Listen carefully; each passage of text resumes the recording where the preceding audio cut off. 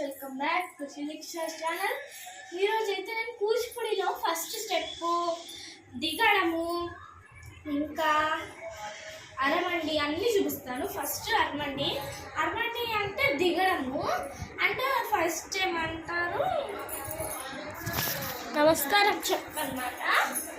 1 2 3 4 5 6 7 8 9 10 11 12.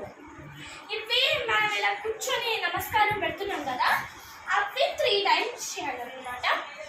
ఇప్పుడు అరమండి అన్నమాట.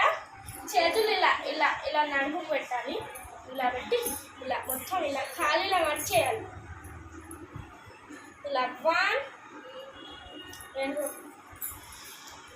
ఇలా మొత్తం బ్యాలెన్స్ అయిపోయి ఇలా ఇలా సారీ ఇలా ఇలా ఇలా దిగిపోవాలన్నమాట.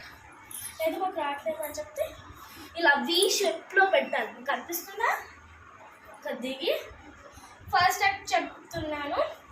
1 2 3 4 5 6 7 8 టై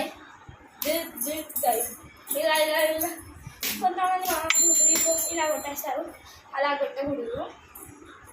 అండ్ ఇలా దిగి 1 2 3 4 5 6 7 8 9 10 11 12 13 14 15 16 17 18 20 21 22 23 24.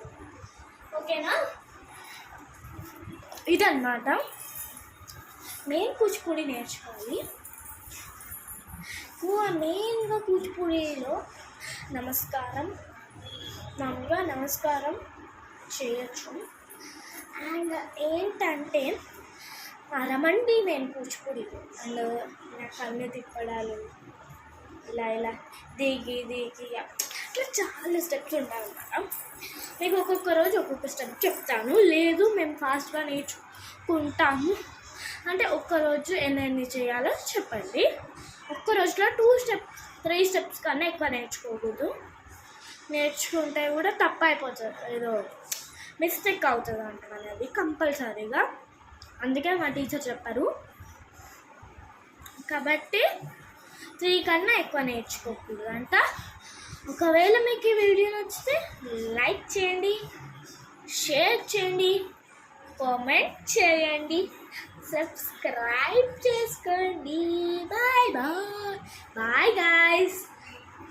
ఇష్కివా.